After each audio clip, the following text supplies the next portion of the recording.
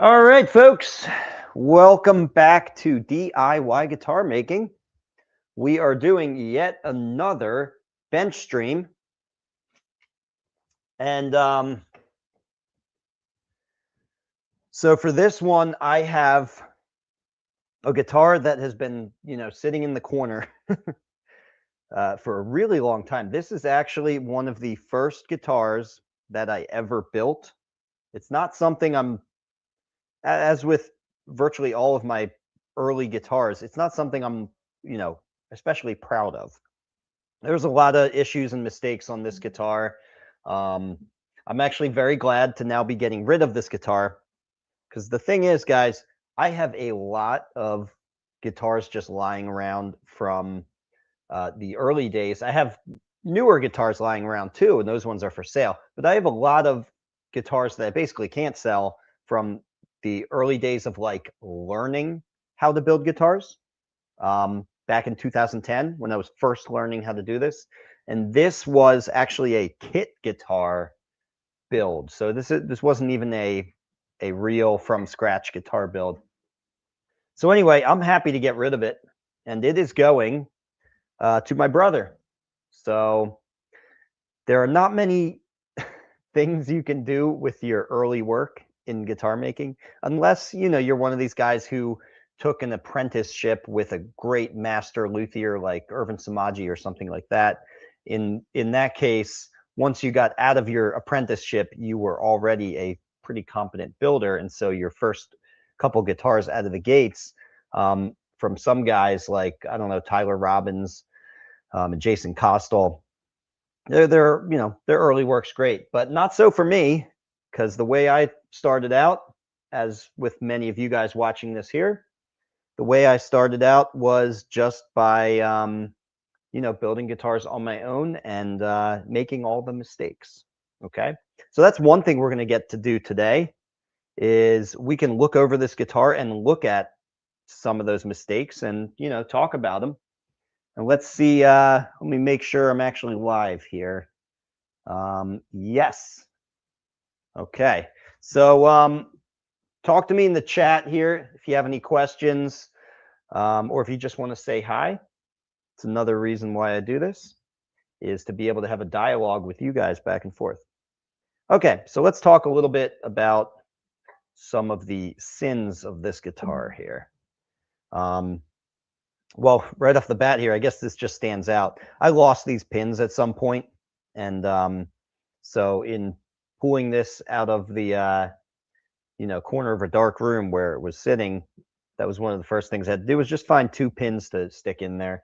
And this is going to my brother, and honestly, I'm not going to do much work to this. I basically just want to give it a little bit of a setup and put some fresh strings on it, because he is not a guitar player. And honestly, him being a 26-year-old guy, he's also not an appreciator of fine things, fine craftsmanship. So any, like repairing my bad purfling work and all the aesthetic blemishes would just be a waste of time here. So if he wasn't buying this guitar from me, he would be buying a he's not really buying this, but he would be getting a $200 Takamine or something like that. Okay. So yeah, let's talk about some of this. I'm actually just kind of rediscovering this in real time as I look at this. This guitar is probably 15 years old. I can see just the typical signs of age on this guitar. It's got a little bit of a sunken area in the front and a little bit of a bulge behind the bridge. Very, very common, even in well-built guitars. But for this guitar, yeah, it's no different. It's showing the signs of tension being applied to the bridge over the course of, more than a decade. Pretty typical. And in this case, it's not going to be a problem. It's not going to be something I'm going to try to fix. One, because it's not extreme. So my brother's just going to live with that. But then also, I'm just going to mitigate some of those problems with the setup work, through the truss rod and the saddle and the nut. Okay. But if you were doing a real full restoration of a guitar, that would be something where you would actually remove the bridge and use something like the Thompson belly reducer. Here, I have that right over here, I think. Yeah, so this is just a neat little tool you can buy. StewMac sells them. And essentially, you have 2 pieces of milled aluminum. And actually, when you get this, you get a whole bunch of different pieces for different styles of bridges and bridge plates. And essentially, what you're going to do is remove the bridge and then heat these up and clamp them. This one goes on the inside over the bridge plate, and this one goes on the outside where the bridge was. And essentially, with the heat and the little bit of moisture there, and the fact that you clamp it for a good deal of time, it reduces that bulge and at the same time kind of fixes the sunken concavity in the front of the bridge. Okay? But we're not going to do that. Not for this guitar. Let's see what's going on in the chat, guys. Anybody over there? Okay. Give me a shout. Let me know where you're from. And let me know what you guys do with your early work, with your bad guitars, you know? I remember hearing a story about a bunch of luthiers. I think Michael Gurian was one of them. Back in the 70s, they would actually meet on the beach. This was somewhere in California every year, and they would have a big bonfire so that they could burn all their bad experiments. And honestly, I think that's a great idea. I think that's a beautiful thing. I know some of you might be horrified by that, but if you build guitars for a while, and especially again, if you start in the way that a lot of us start, just trying to figure it out on your own, you do realize that there's really nothing you can do with these early sort of crappy guitars, besides either light them on fire or give them away to family. You can't even really sell them for cheap because they're going to have so many issues that someone buying let's say someone bought this guitar from me for $600. They would then have license to complain about all the things that are wrong with it that shouldn't be wrong on a $600 guitar. Now, for you and I, you're thinking, well, it's a $600 guitar. Like, how can you complain about that? Well, I mean, to them, it's, you know, it might be at the top of their budget. That's a big deal. They just spent $600 on it. And you know what?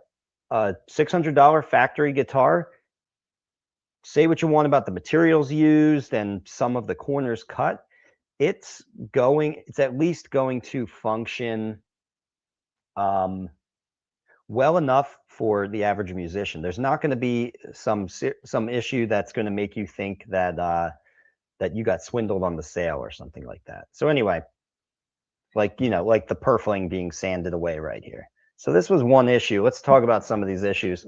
Very common with beginner guitar makers, which I was at this time, is to have gaps in your binding, which end up getting filled with glue and other things, like that little gap you see right there. Let me pull the light in a little bit. And also sand throughs. Either you inlay your purfling material too thin, or more likely, you just over sand, which I think was the problem for me. I remember in my early days, I would sand way too much, right? If I had a little nick or something like that, my solution would always be to sand it out, which meant everything around that nicked area was going to come down to the level of that nick, which of course the result then is you do that long enough, you're going to start sanding through stuff. Not good. Let's see, what else do I want to say about this guitar? One thing I'll say something positive about this early guitar. I was actually surprised looking at this. My inlay work looks fairly clean and good. There's dust. Look at that, man. There is dust all over this thing. So that's a bird's eye maple inlay there.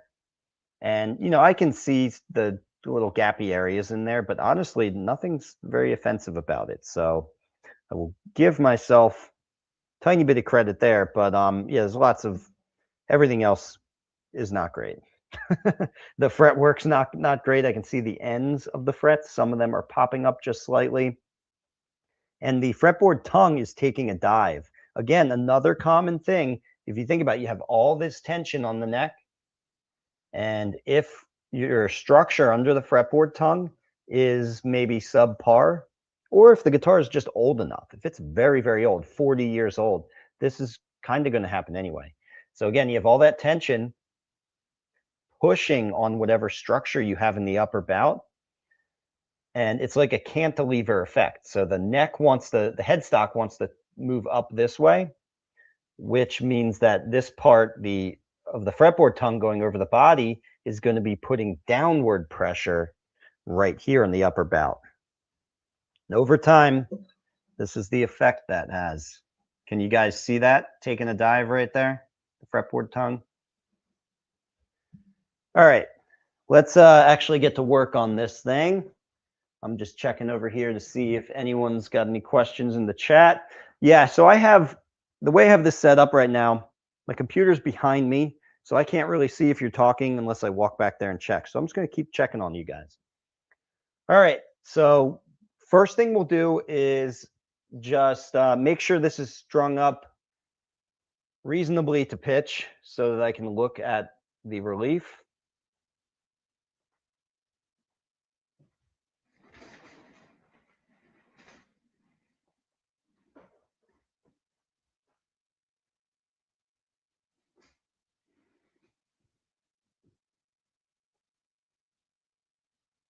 Don't tell me there we go.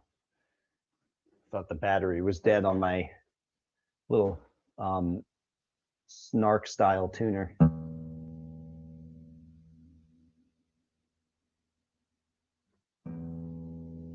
I would not be surprised if one of these strings just pops on me while I'm doing this, because these are ancient. We are definitely going to replace them, but I might as well use them right now before I cut them off. Might as well use them to check the relief.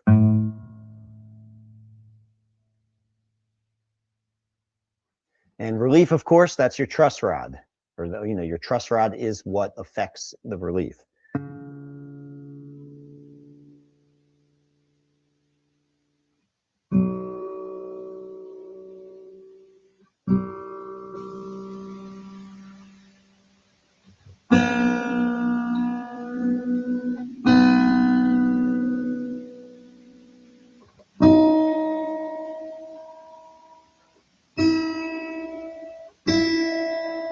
Okay. That's all tuned up. Let's check the relief.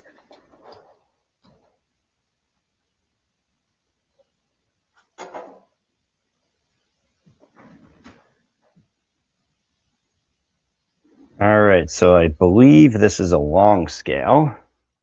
So this would be an orchestra model size guitar. And look at that. So I can see two things in this, by the way. I'll just describe them. You've got the relief of the neck, which is the primary thing I'm looking at. So what I see is the straight edge contacts the board right here at the 2nd fret. And then again around the 12th fret, well, really at the 14th, where the neck to body joint is. So we have this long dip going across the neck between those 2 points. Very common, and even what you want, actually. You want a little bit of that dip there. That's your relief. That's the neck being pulled forward under string tension, which allows every single fret to kind of fall away from the one in front of it, which just gives you room for the elliptical pattern of your string when you pluck it, okay? But then over here, but I will say, but there's too much of it here, so we're gonna dial it back. We wanna see some of it, but not too much. And then back here, again, the straight edge is touching right here, but then there's a long gap going this way, which just tells me what I showed you a moment ago, that the fretboard tongue is ramped down pretty radically. Yeah, I mean, by the very end, I'd say that's a 1/16 of an inch of a gap down all the way at the last fret space. All right, so let's go ahead and turn the truss rod here. And I am not entirely sure what type of truss rod is in here, so I'm just going to try out some of the more common Allen wrenches and see what fits.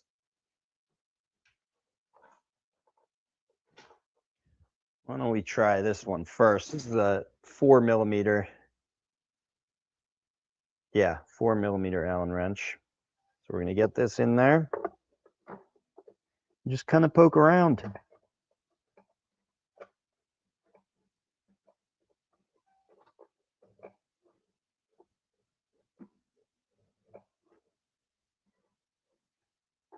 No, it's not working with this guy.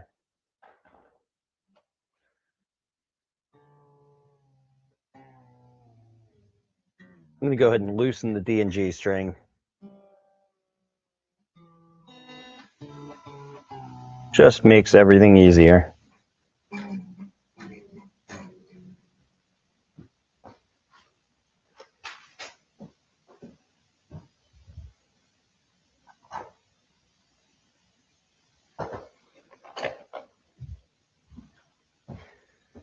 And I can take a little mirror.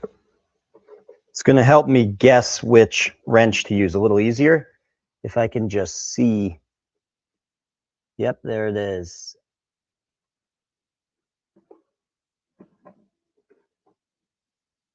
Okay, I can see it just a little bit there. I doubt you guys can see that, but maybe you can.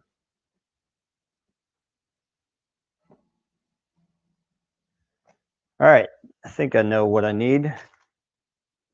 Give me 1 second, guys.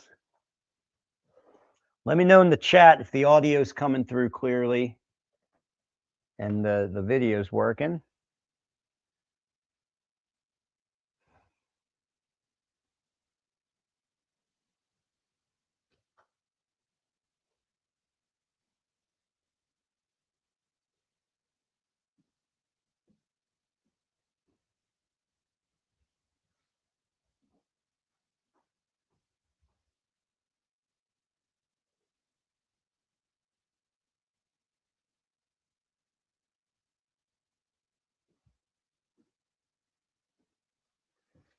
All right, we're going to do it this way.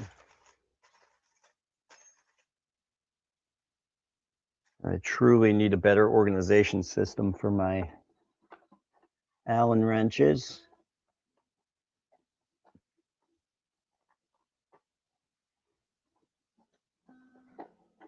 Okay, too small.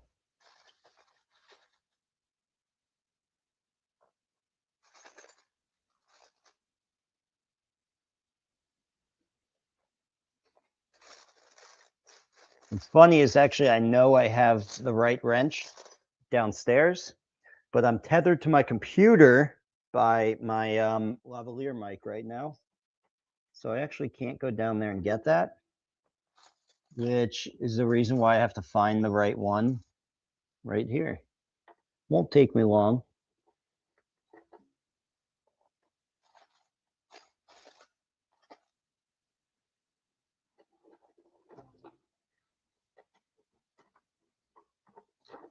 Yeah, this is quite a bit bigger than I originally thought.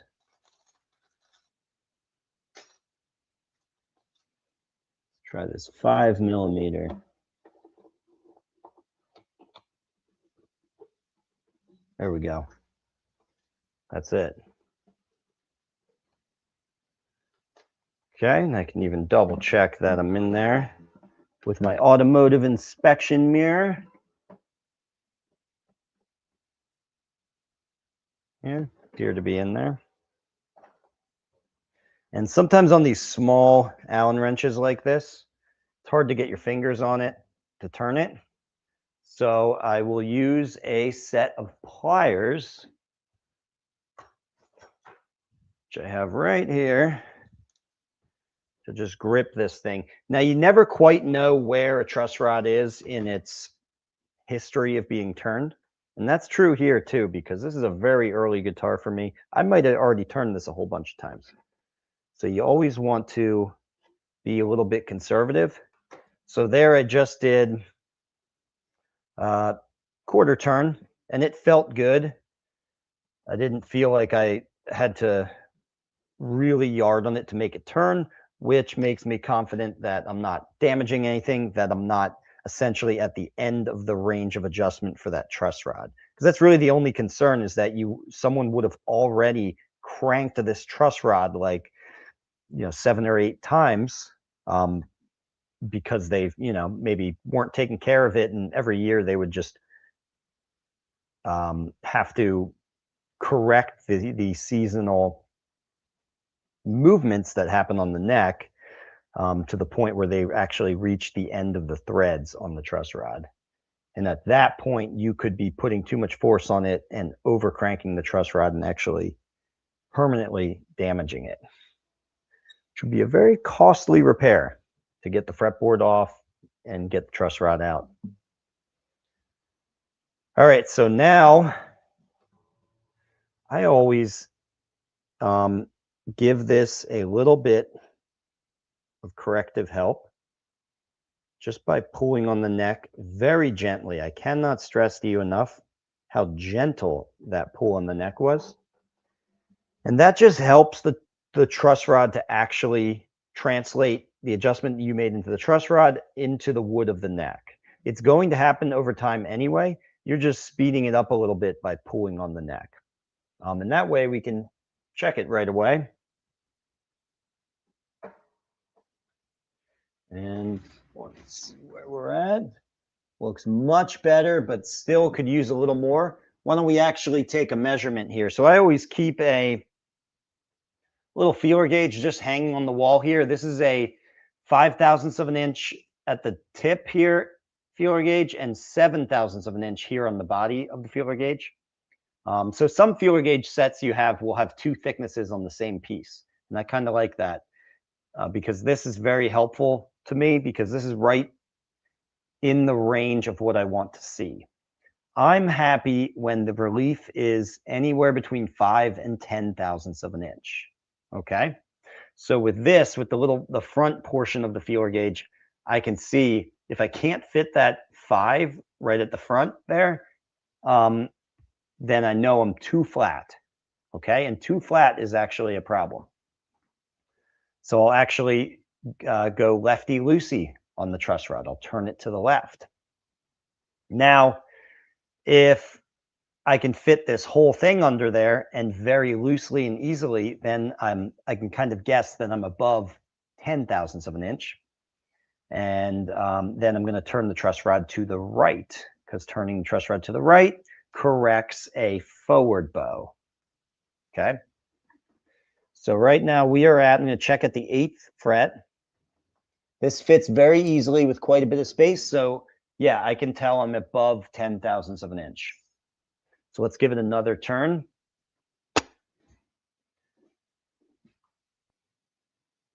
All right, yes.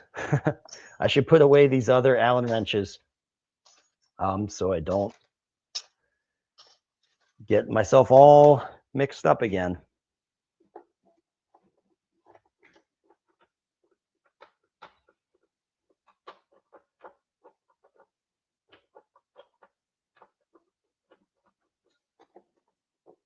Man, however I built this thing, there it is. The truss rod's a little hard to access there.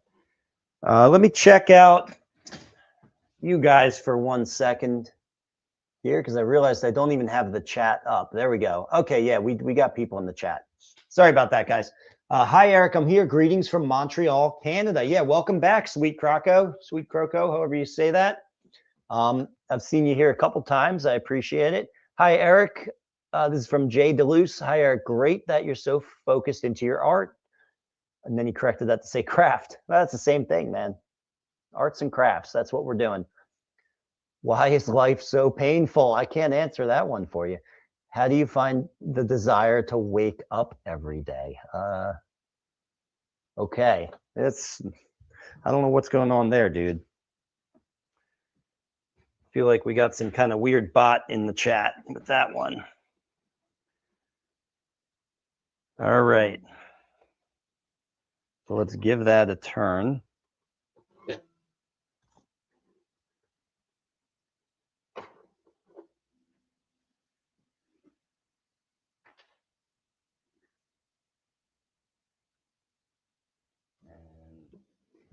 Again, give that just a little bit of a tug like that.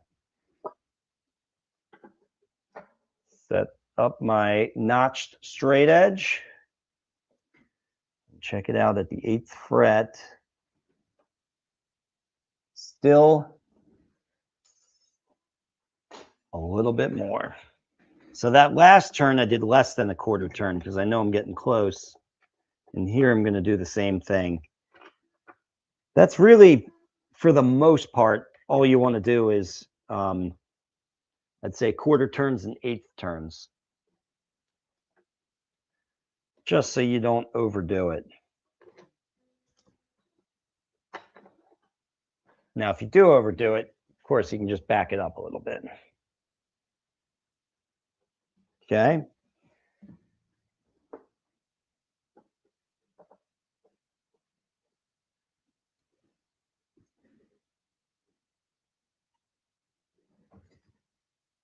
All right. I am probably right at 10 thousandths of an inch, which again, my range that I prefer is 5 to 10 thousandths of an inch. And so because the truss rod sometimes has a bit of a delayed effect, since I'm at the top of my range, 10 thousandths of an inch, I'm going to stop there. And if it stays at 10, that's great. I'm fine with that. But I'm not going to go any further because I would guess that it's actually going to continue to move just slightly, and it might end up at 9 or 8 thousandths of an inch, which is actually very ideal once it all, settles in. So I think we're good. Can always revisit that towards the end. And just going to take a look at the action now.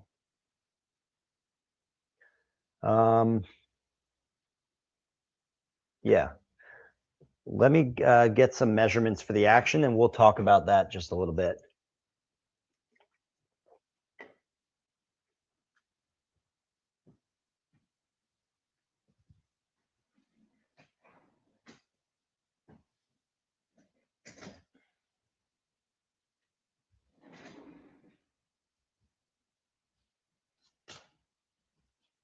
All right. So I've talked about this before, but there are 2 ways that you can approach your setup, and more specifically your nut and saddle action. And one is to take measurements and then set it up to a predetermined spec that you like for, say, you can find these online for, a Martin spec or a Fender spec, whatever you want. But there's another sort of more intuitive way to do this, which is simply to play the guitar and then, set it up until it feels good in your hands. And that's typically what I do. But I'll talk a little bit about what you can do if you want to take measurements. So we have 2 components to our action. There's really 3 because there's the relief, which we just did. But at this point, since we've set the relief and we're happy with it, there's now 2 components to our action, which is our nut action and our saddle action. And so I can check my nut action by measuring it, by placing a ruler on the fret tops and measuring the distance from the fret tops to the bottom of the string.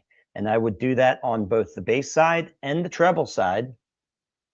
And again, you can look up various specs for something you might want. And it'll tell you, say, for example, you want 25 thousandths of an inch on the bass side and, maybe 20 or 15 on the treble side, just as an example. It varies on, different makers and different guitars. So anyway, that would be how you would measure your nut action. And then to measure the saddle action, you would put a capo on the first fret, because that actually takes the nut out of the equation. Now all your strings are resting right on the first fret.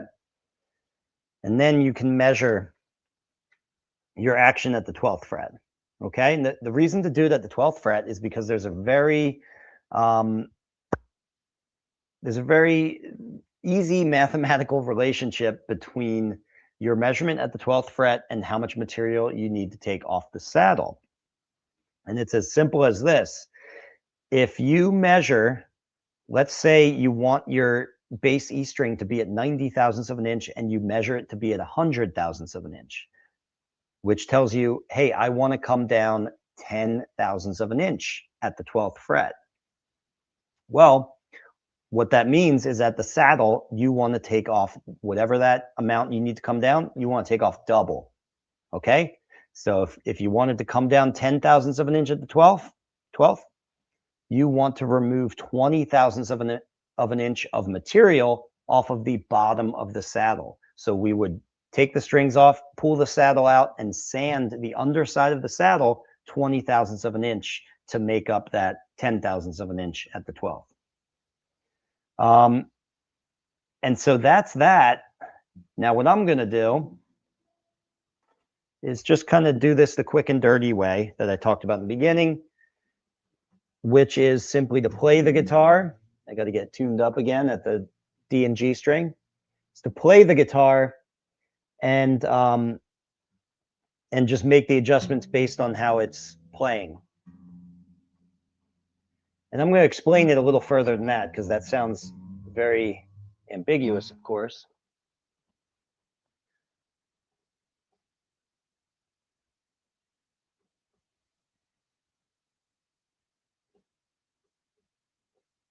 All right, come on. What's this tune? There we go.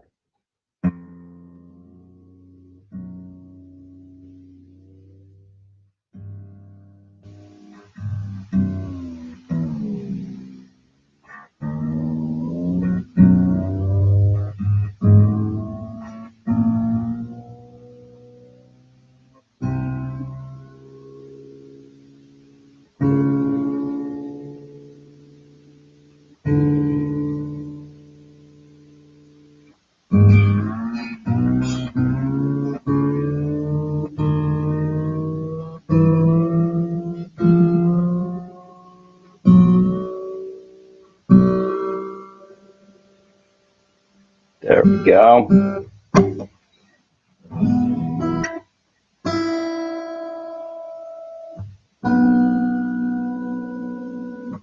So again, if you guys are just tuning in here, I am setting up a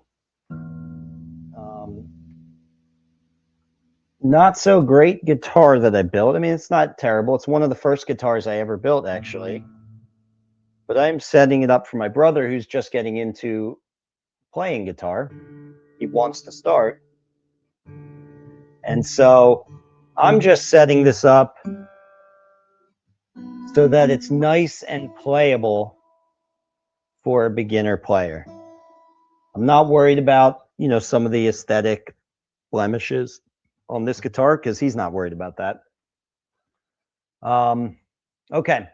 So yeah, essentially to check out the action, what I'm going to do is I'm going to play some cowboy chords. Still out of tune. One of these strings keeps going out of tune. But anyway, I can already tell that I want to take the nut down a little bit. Essentially, if you play some cowboy chords and also some hammer-ons and pull-offs,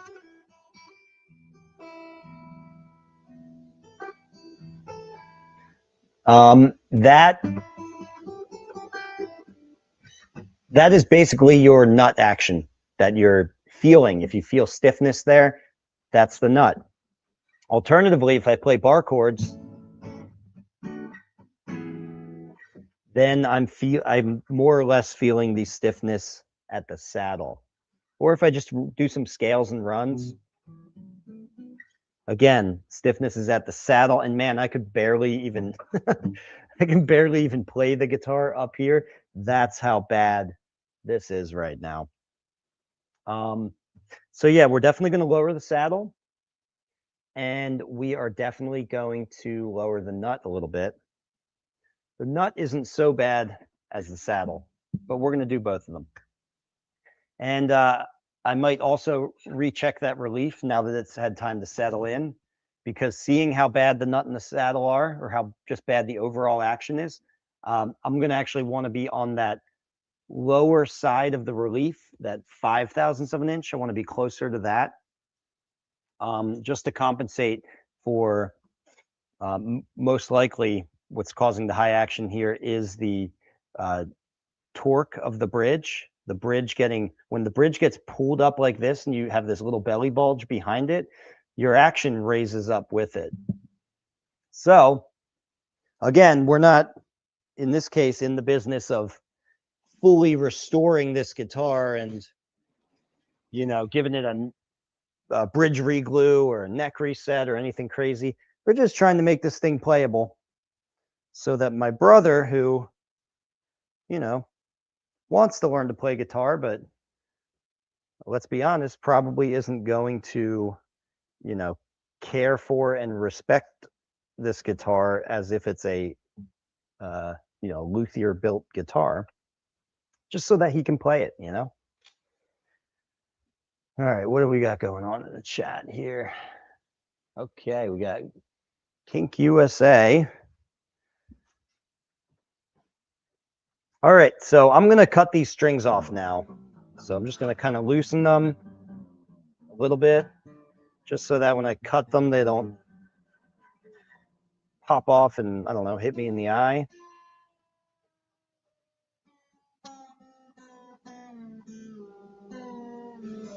I always like to take some of that tension off before I cut them. Okay.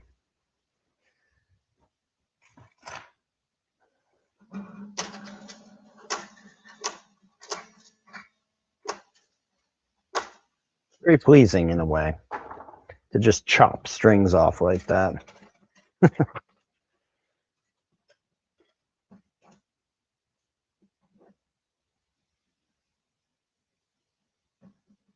These are kind of nice bridge pins. I mean, not these little plastic ones in the middle, but these other ones with the, what are these, ebony? Yep, this is an ebony pin with a mother of pearl dot on there. So that was one thing I did kind of nice on that.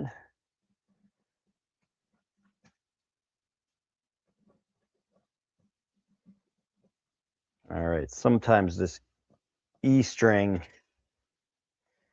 gets stuck in there because of the extra windings, or I guess they're not windings, but the where the string, the end of the string gets wound past the ball, gets wound onto the main portion of the string. It gets kind of, that can get, there we go, kind of jammed up. This stuff, that's what I'm talking about. For whatever reason, on the E string itself, not so much on the other strings, this gets like jammed into the wood, imprinted into the wood, and it kind of holds there. Fun.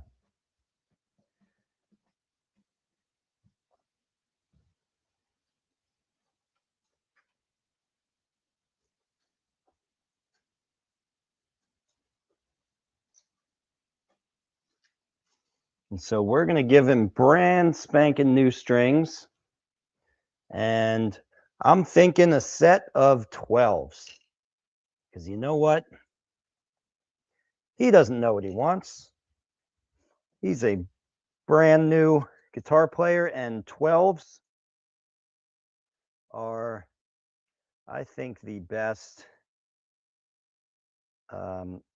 The string gauge that is most appropriate for the largest number of people, if you know what I mean. You don't want to just give anyone a set of 13s because those are super stiff, especially a new player. And going less than 12s, you know, a set of 11s is very light. So I don't think that's appropriate for most people either.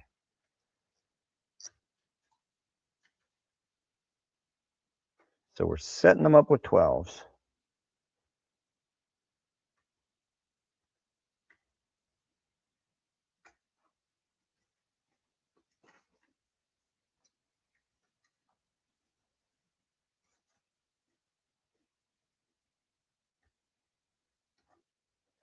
All right, so how are you guys doing out over there in the chat?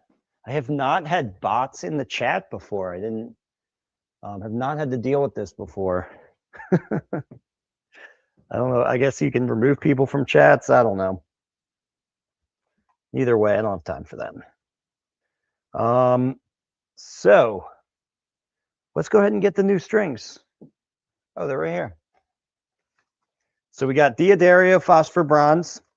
I like these. I use these most of the time.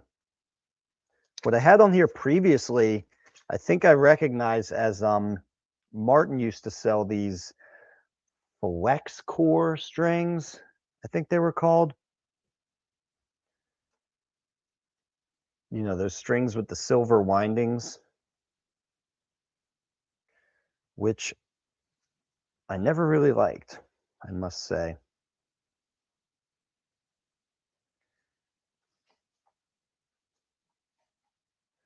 All right, so whenever you're putting on strings, here's a little tip. Just above these excess windings here, give it a little bend, just like that. And the reason you're doing that is to help with the string stretch, because that little bend, if you see about where that is, I put the string in there, that bend is right where the string emerges from the pinhole. And so your string eventually is going to bend like that anyway. You're just helping it along, right? So that way, when you put fresh strings on, it's not going to take forever for those strings to break in because you've kind of already started it off on a, you know, on a good foot. All right, so we'll put that in there.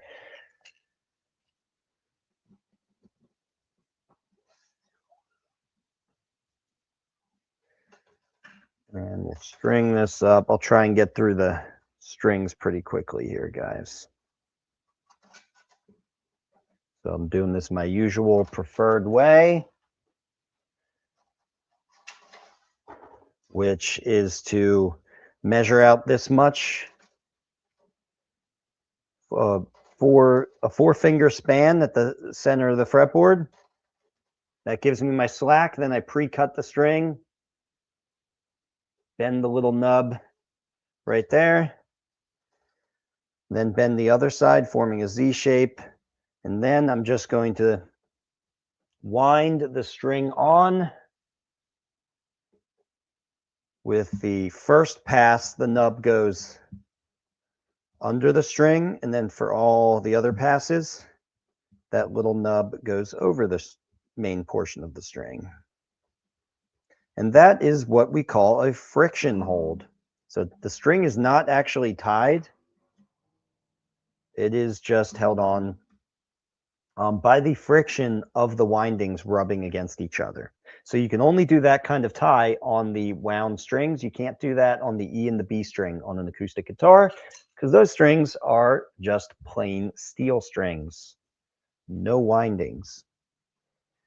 Okay, so this should be the A string, yes.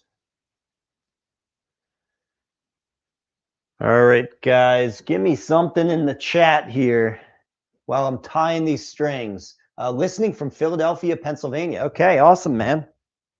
I guess you're not a bot, but that other guy is. Um, that's great. Yeah, I'm not far from Philadelphia. So my shop here is in Robesonia, Pennsylvania, which, if you know where Reading is, we are just outside Reading. And while I'm doing this, I will let you guys know that if you like what I do and you get a little something out of the lessons that I teach, you can go to ericschaeferguitars.com. There you can see the schedule of dates for my hands-on workshops. Those are guitar building workshops where you come out here for 8 days and we build a flat top acoustic guitar together with me. There's only 3 students in the class. I've got my spring classes starting very soon, and there's still 2 spots left in those. And then there's a whole bunch of spots left in the fall classes. So check that out, ericschaeferguitars.com. I also have an online guitar building course at ericschaeferguitars.com. And we are now selling tone woods. So you can check out the tone wood shop. Why buy your tone woods from Stu Mack and pay a fortune when you can get them from me? And you can also get something very unique as well, because a lot of the tone woods I have, you simply can't find elsewhere, like that Spessart oak and the Wengi. Okay, I'm talking too much when I need to be tying strings.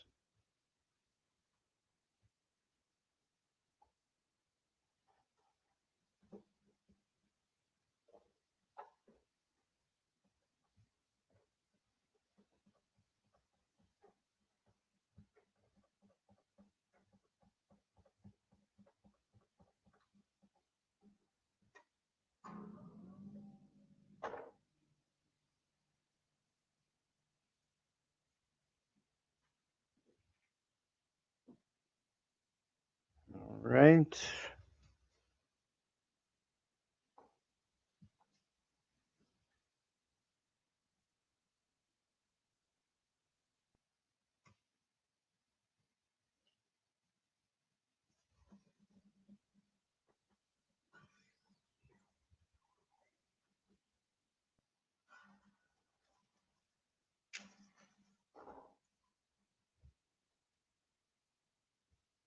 So Diodario has this color coding system on their strings. You can see it right here. The ball ends of the strings have different colors, which is kind of nice.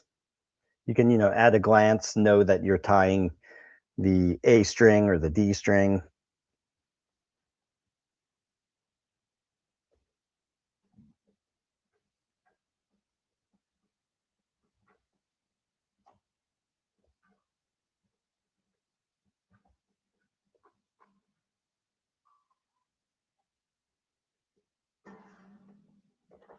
You know what? I guess while I have the strings only halfway on here,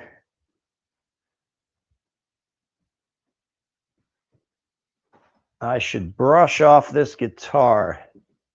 See if I can get all this dust off. Maybe I'll even wipe down the guitar with a little naphtha. In the end, too, we can oil up the board. I like to use boiled linseed oil. I know a lot of guys use lemon oil. That's fine too. I don't really have a strong inclination either way. I think both of those things work. I've just always used the boiled linseed oil. Okay, you can see there's some pretty shoddy finish work that I did. Again, if you guys are just coming in, this is one of the first guitars I ever built, and it was pretty crappy. There's a lot of mistakes I made, but I mean, it's going to be good enough for my brother who's just getting into playing guitar. So I'm going to give it to him, and all those mistakes will be his problem. How about that? Okay.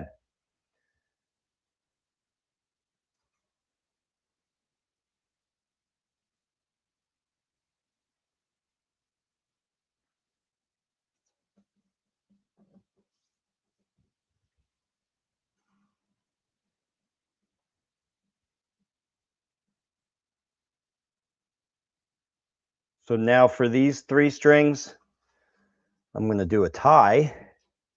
So I'm still going to do that 4-finger span to determine my slack.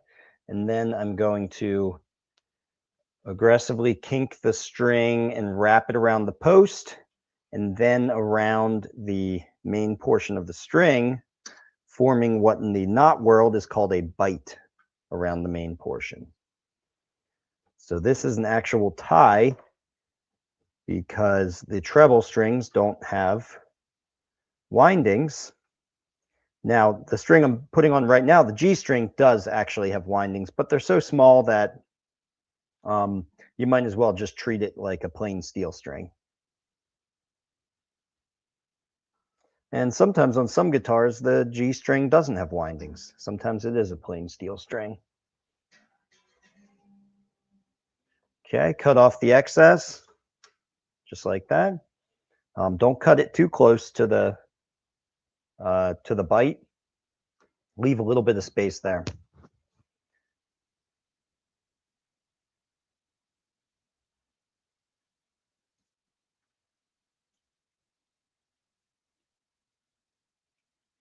Okay, and purple is the B string. Again, I'll give it that little bend there to help with the string stretch.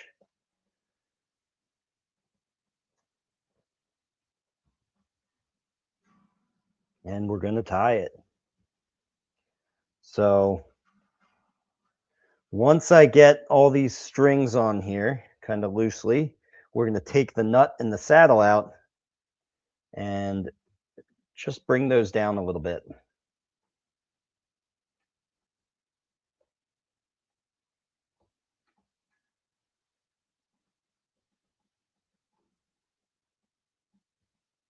It's always good to maintain a lot of tension. Well, not a lot because you don't want to put a kink in the string, but maintain tension on the string as you're tying it so that it dresses tightly around the post.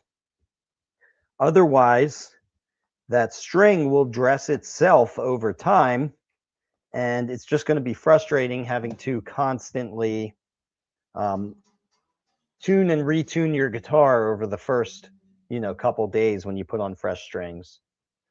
This bridge pin keeps popping up over here. Not a big deal.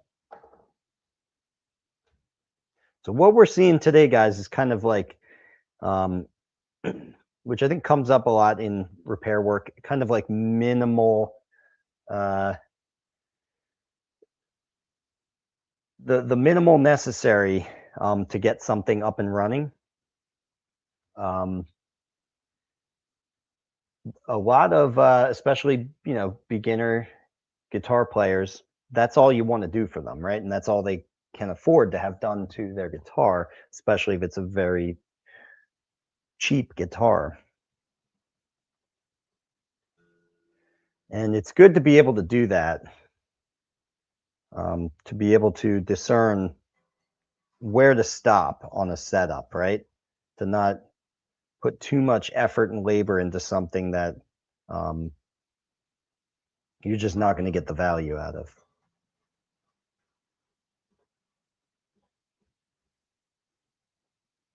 So that's why we're doing this today.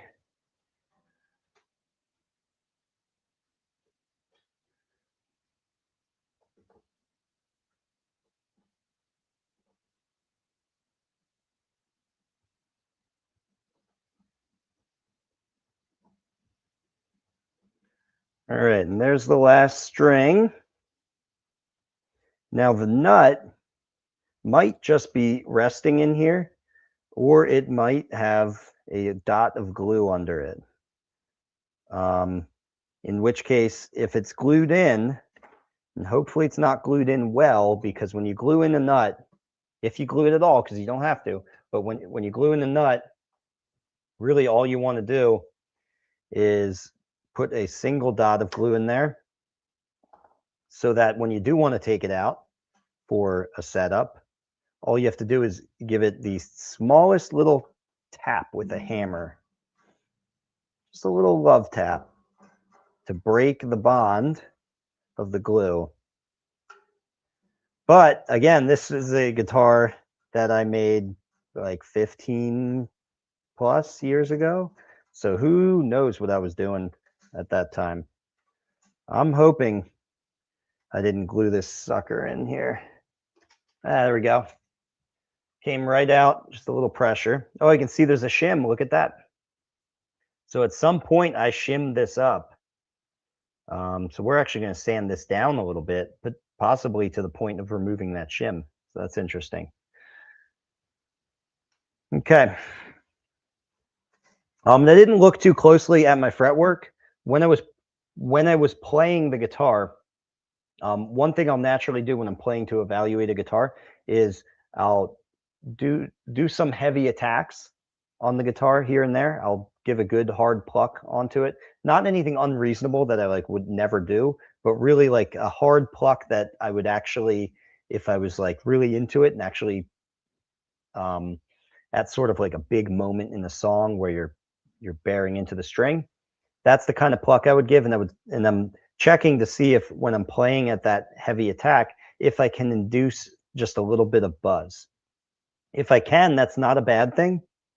If it's a lot of buzz, that's a bad thing. But if I can induce just a little bit of buzz when I'm playing at my most aggressive, that's a good indication to stop there, to not go lower on either the saddle or the nut, whichever one I'm looking at the time.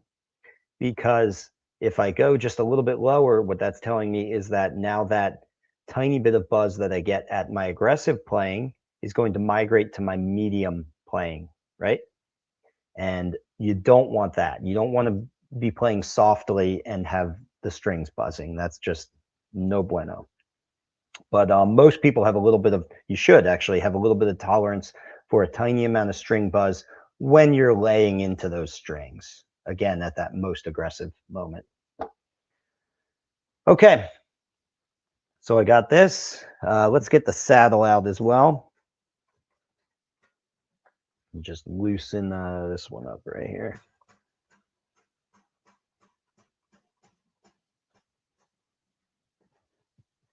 And I'm going to use my clippers.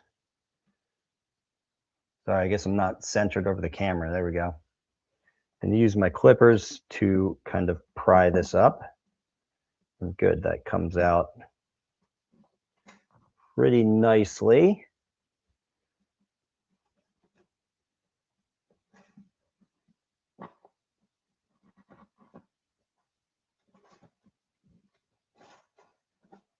There we go. So this is actually an ebony saddle. That's pretty interesting. I know at one point I was doing ebony nuts and ebony saddles a lot, and actually I'm doing an ebony nut right now on a new guitar. Here, just to show you the new and the old. So again, this is like 15 years old, and this is the guitar I'm working on today. This is actually a little parlor guitar, Florentine cutaway parlor with really stunning bird's eye maple. We'll put this guy aside. All right, what's going on in the chat, guys? What's up? Why aren't you cleaning the guitar and fretboard before restringing it? Because it's for my brother. And I don't know. That's just what my brother's going to have to deal with. So I do have a brush here that I kind of brush the dust off as I'm going. I mean, literally, I'm prepping this guitar so that I can give it to him in an hour. He's going to be here. So again, this is the reason I'm showing this to you guys too, is because this is the kind of stuff that, like, I don't know, maybe a guitar tech who's working with gigging musicians on the road, like you're gonna, you're gonna cut certain corners just to get something done before the person is there to pick it up or before this, gig starts. So anyway, yeah, I'm not gonna like really clean up this guitar. Giving it to my brother. York as well. What's he? Okay. What tool did you use to get the bridge pin slot? Bridge pin slot. You're talking about the slot in the bridge or the slot in the pin. I don't think you're talking about the slot in the pin because those are just made that way. So to do these slots, I'll show you what I use.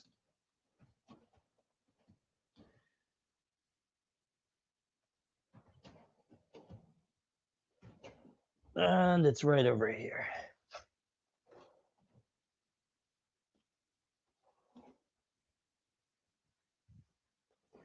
All right, so this little keyhole style saw. Now this is Stu Max sells these, but honestly, it's a little keyhole saw. So you can, find something like this that'll work.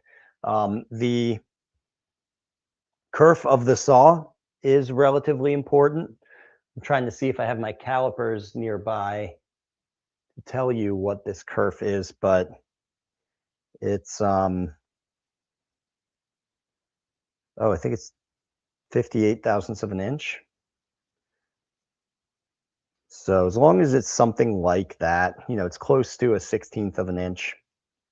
You can use this. You got all the pins out, of course, and you're just going to saw a little slot both vertically, so straight down, because you think about how the string goes in, it's coming in horizontally and then it turns and goes straight down. So you're going to file that slot vertically into the hole. It's cutting both into the rosewood of the bridge and the maple of the bridge plate. And then once you have a little bit of room in there, you're just trying to give it enough room for the string. I don't measure, there's no way to like measure that. And, you just cut a little bit and you put the string in until it works, right? You're not going to overdo it. And then after you get that vertical part of the slot, you turn the tool and you cut at a slight angle, less than a 45-degree angle, to create your ramp coming out. And that's just going to help with the angle that the string meets the saddle. If it's just coming straight out of the bridge pinhole and then riding up to the saddle, it's going to be at a very different angle than if you ease that angle down by creating a ramp. Okay. So that's this. And then there are some files that Stu Max sells for smoothing these out. But I will say, it all depends on what level of work you're trying to do. You really can get away with just using the saw. The files are just for cleaning up the cuts so they look a little smoother, which the slots get covered by the strings anyway. So I still use the files to get a really smooth slot like you see there. It does look nice, but I know a lot of guys who just use the saw, right? And then put the strings in. Okay. Let me sand these. So this is very simple, guys. You don't need any special tools or anything like this to lower your saddles. I know that Stu Max sells some things. I forget what it's called, but that silly little roller carriage that holds your saddle and keeps it at a 90-degree angle to the sandpaper. You don't need that. You can just take your saddle and it's easy enough to hold it vertically. And if you're slightly off of perfectly 90, it's not going to really affect anything. So one of the most useful things you can have in your shop is just a long board. This is, how long? Maybe 36 inches, maybe a little less than that. 29 inches. Nice flat board, reliably flat, with some cloth-backed sandpaper on it. Just for things like this. Really anything where you want to sand something flat. And one thing I can do just to keep track of how much I'm sanding and not just be guessing is take a pencil and just hold it at an angle. Here, I'll show you that again, just because I wasn't holding it up to the camera. Hold the pencil at an angle and ride it along that edge, and you'll get a very thin pencil line right at the edge. And that, for one, tells me as I'm sanding if I'm pushing too hard on the base or the treble side and you know, putting an angle into it, because I'll see the line disappear on one side but not the other. But it also just gives me an increment to sand to, gives me something to watch. So I'll sand now until that pencil disappears.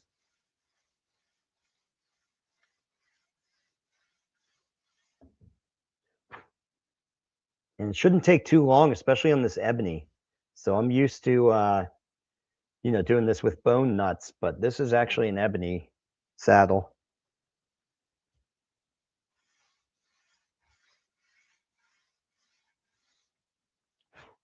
And then in my fingers right now, my head and fingers, I have an idea of how far I want to go down just because I played the guitar. I didn't really measure it.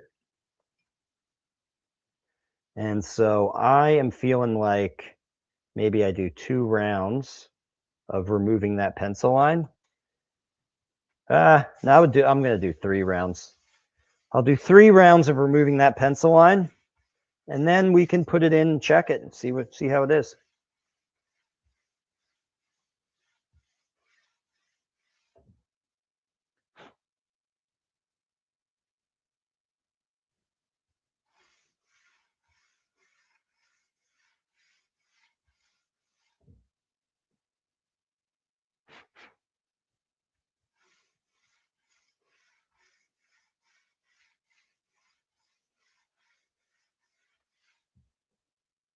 Okay, we'll do 1 more.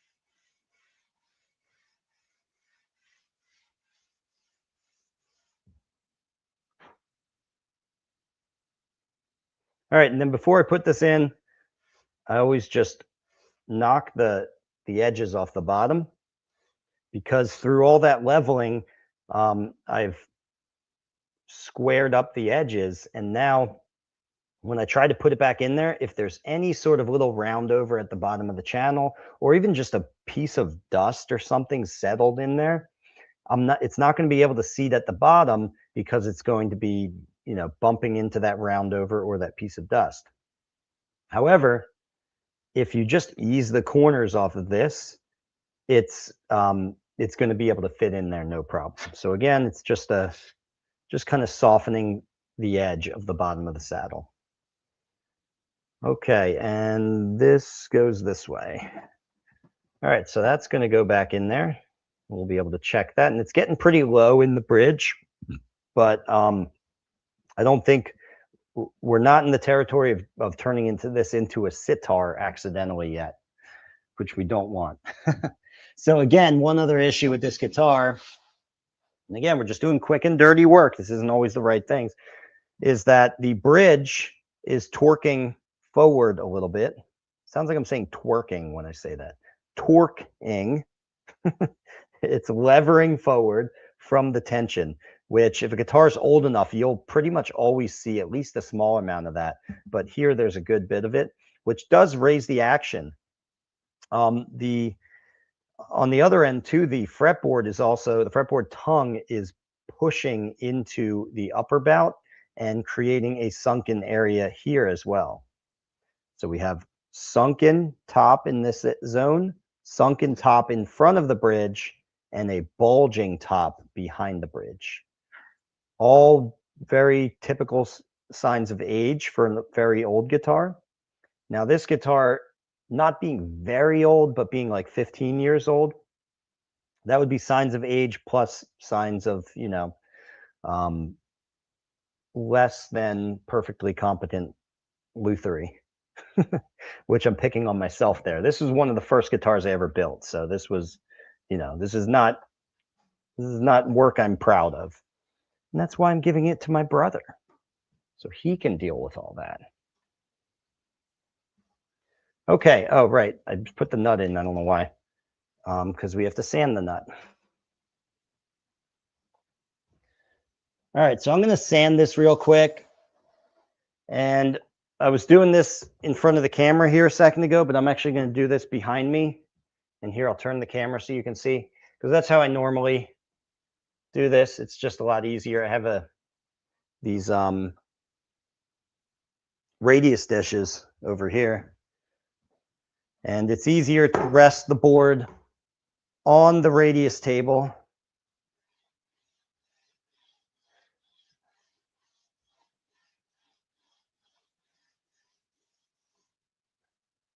Okay. And the nut goes really quick. So it's a lot easier to overdo the nut than it is the saddle.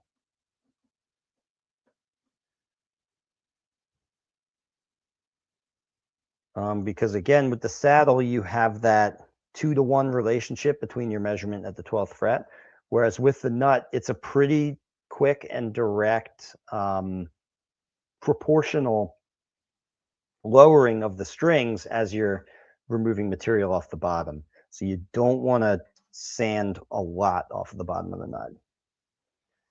All right, let's get this strung up here. And how are we doing in the chat? Okay, cool, nothing new.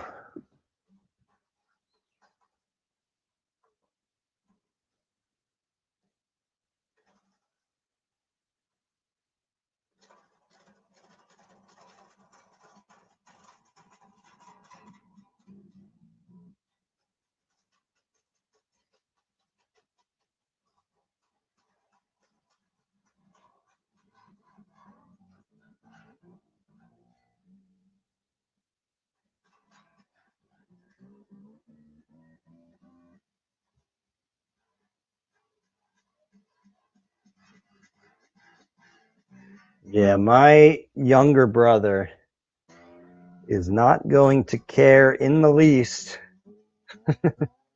if this guitar is cleaned up and looks nice. If I know anything about him, I just don't think that he cares for such things. And he is by no means a committed guitar player, so he's just I would just want this to have good action for him, because as we all know, when you get started playing guitar, most of us got started on horrible guitars with terribly high action, because we, just bought beginner guitars, right? And one of the biggest recommendations I give to people who are starting out in guitar is to buy a cheap guitar. Of course, you're not going to invest in $1,000 or $5,000 into something that you don't even know if you're going to stick with it. That's totally fine. So buy that cheap guitar, but then pay to have it set up. Take it to a place with a competent tech or luthier and have them set up the cheap guitar. And that is worth the money, right? Because you'll spend, let's say you bought a $200 guitar. That's pretty like bottom of the barrel cheap, maybe 300. $300 guitar. You take it to a repair tech or a luthier, spend 120 bucks for a setup. I think that's a pretty standard nowadays. That keeps going up as everything does. So maybe we're at 130 now. And yeah, at that point you're better situated now as a beginner guitar player than if you bought an $800 guitar with no setup. Okay? So just don't be so cheap that you can't pay for the setup. That's all.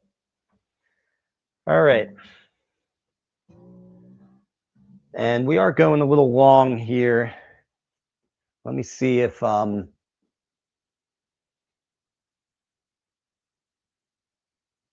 nothing new in the chat. You know what? I'm gonna, just so I don't bore you guys now with it's kind of rinse and repeat. I'm gonna tune this up to tension, play it a little bit. Again, I'm gonna feel for the nut action by playing cowboy chords and hammer-ons and pull-offs in this area. And I'm going to check out the saddle action by either capoing the first fret and then just playing the guitar, or by simply playing bar chords further up the neck. And then I may pull these out again and just give a touch more of leveling to get it to where I want it. But yeah, that's basically it. If you guys have any questions, I'd love to field them right now. But if not, then we'll probably close it out and just go about our day. All right, guys. Well, I appreciate you guys. And if you like what I do, again, check out ericschaferguitars.com for those hands-on workshops we got coming up, guitar build workshops, and the online course, Building an OM Acoustic, and also the Tonewood shop. Okay, guys. Bye for now.